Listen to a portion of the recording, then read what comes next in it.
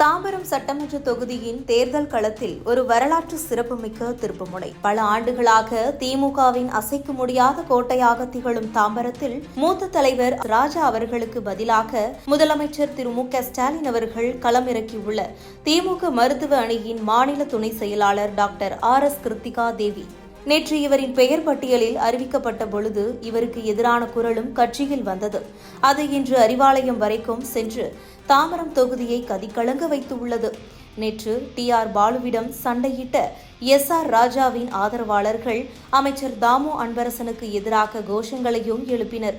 ஆனால் திமுக தரப்பு என்றுமே புதியவர்களுக்கு வாய்ப்பு கொடுப்பதில் மும்மரம் காட்டி வருவதால் இந்த முறை டாக்டர் ஆர்.எஸ். கிருத்திகா தேவிக்கு வாய்ப்பு கிடைத்துள்ளதாக கள நிலவரம் சொல்கின்றது. இப்படிப்பட்ட நிலையில் தமிழ்நாட்டின் பல்வேறு தொகுதிகளில் புதியவர்களை நிறுத்தி வெற்றியை நிலைநாட்ட திமுக தலைமை சரியான திட்டமிடலுடன் களம் இறங்கியிருப்பதாக அறிவாலய வட்டாரங்கள் சொல்கின்றது. இங்கு டாக்டர் கிருத்திகா தேவியின் பங்கும் முக்கிய பங்காக திமுகவில் இருப்பதாகவே சொல்லப்படுகின்றது. 5 வருட திமுக ஆட்சியின் சிறப்பு திட்டங்களை வீடியோ மூலம் பேசி வெளியிட்டு வரவேற்பை பெற்றார். மேலும் மருத்துவராகவும் தன் சேவையை திறம்பட செய்து பொதுமக்களின் பாராட்டை பெற்றுள்ளார் என்றே அந்த தொகுதியை சேர்ந்த மக்களின் கருத்தாக இருக்கின்றது.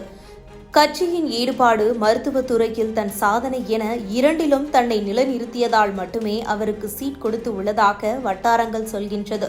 மீண்டும் ஆட்சியை பிடித்து திராவிட மாடல் 2.0 நிலைநாட்ட முதல்வர் பிரச்சாரம் செய்து கொண்டிருக்கும் வேளையில் தாம்பரத்தில் களமிறங்கி இருக்கும் டாக்டர் ஆர்.எஸ். கிருத்திகா தேவி தன் வெற்றியை பதிவு செய்து சட்டமன்றத்தில் நுழைவாரா என எதிர்பார்க்கப்படுகின்றது.